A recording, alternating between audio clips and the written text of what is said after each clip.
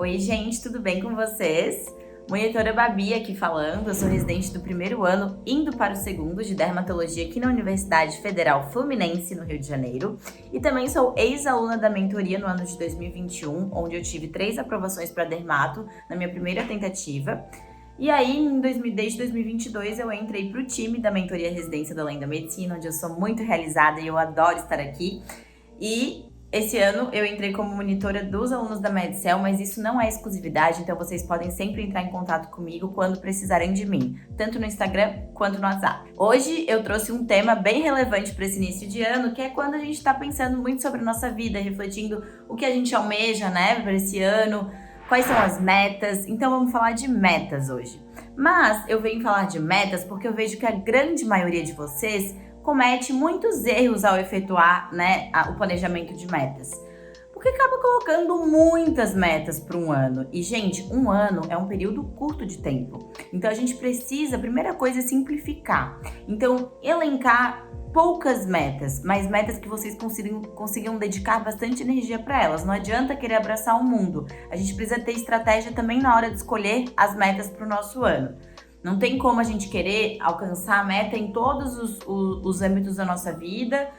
Eu vou passar na residência, vou aprender uma língua nova, vou fazer 3 viagens, vou ganhar dinheiro, vou investir, vou, ficar milionário. Não tem como, gente. A gente precisa elencar um top 5 de metas mais importantes e assim conseguir dedicar mais energia para isso, né? Mais disciplina para alcançar. Segundo ponto, além de estipular a meta, a gente precisa ter um plano de como a gente vai alcançar essa meta. Então não é simplesmente, gente, só pensar em meta, quero passar na residência, ponto. Não adianta, a gente precisa pensar como que a gente passa na residência. Então, como que é esse plano?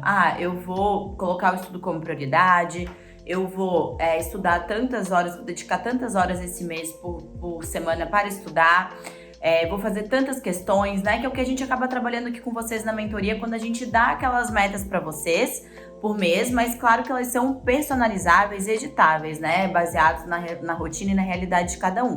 Então eu preciso que vocês peguem as metas, quero passar na residência, escrevam, vou fazer tal coisa, vou dizer não a compromissos que não me convêm, vou planejar minha semana, os domingos, botando, todo o estudo certinho. Então escrevam isso, porque é importante a gente colocar no papel e ir solidificando todas essas ideias, tá? É a mesma coisa para outros âmbitos da nossa vida. Esse ano eu quero emagrecer. Como que você vai fazer isso? Emagrecer é a meta, mas como? Então, quero perder tantos quilos. Gente, é muito bom mensurar a meta. Então, quero perder 5 quilos, quero treinar, vou treinar na academia 4 vezes na semana, fazer corrida 2 vezes, ir no nutricionista, ter um plano alimentar. Então, enfim, comecem a descrever as metas de vocês, porque com isso a gente simplifica a meta e ela fica mais fácil de ser alcançada. Eu li isso esses dias, que isso é um método, um nome, que é o método SMART. Então, quando a gente escolhe uma meta, a gente tem que seguir 5 critérios. S de específica, então assim, não querer abraçar tudo, então escolher metas específicas nos âmbitos da sua vida. O M é de mensurável, então a gente precisa mensurar, quero passar na residência, mas como que eu vou fazer isso? Então eu vou estudar tantas horas, vou fazer tantas questões, vou dizer não a compromissos que não me convêm, entendeu? Então mensurar, quero perder peso, quero emagrecer, quanto? 10 quilos, 4, enfim, tem que mensurar. SM, o A alcançável, então assim, não adianta querer colocar coisas estratosféricas.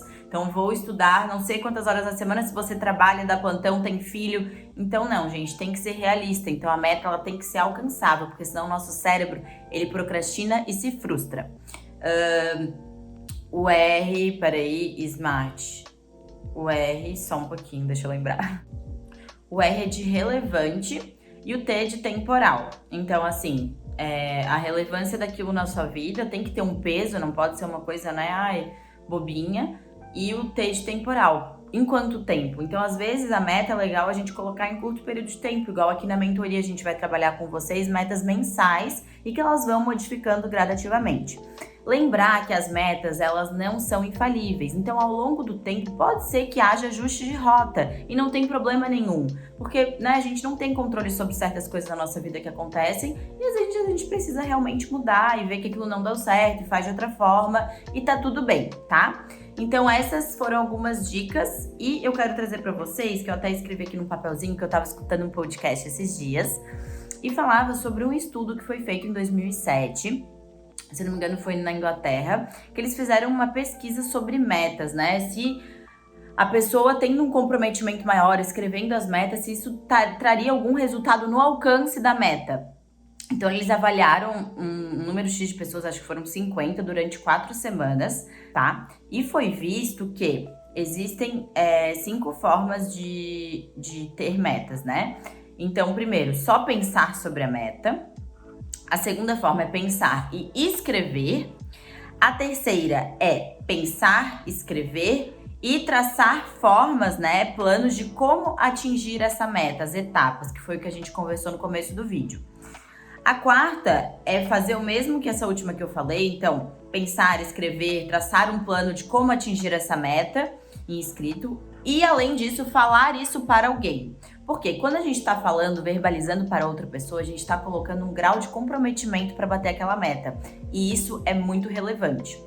E a quinta forma é pensar, escrever, fazer o plano, falar para alguém e também pedir para alguém te cobrar aquilo. E aí eles viram que o que tinha mais eficiência era esse último, que além de fazer tudo isso, ele ainda pedia para alguém cobrar, uma pessoa próxima que você tem intimidade, às vezes cobrar, perguntar, porque aumenta mais o grau de comprometimento. E eles viram que isso aumentou em 46% a chance de alcançar as metas, né, ao longo dessas 4 semanas. Então é uma garantia de como atingir essa meta. Então é isso que eu trouxe para vocês verem que a gente fazendo algumas modificações nessas estratégias de meta aí do ano de vocês, a gente pode tornar elas mais alcançáveis no final do ano, tá? Então alguns insights que eu achei bem legal para agregar na vida de vocês. Um beijo, gente, espero ter ajudado.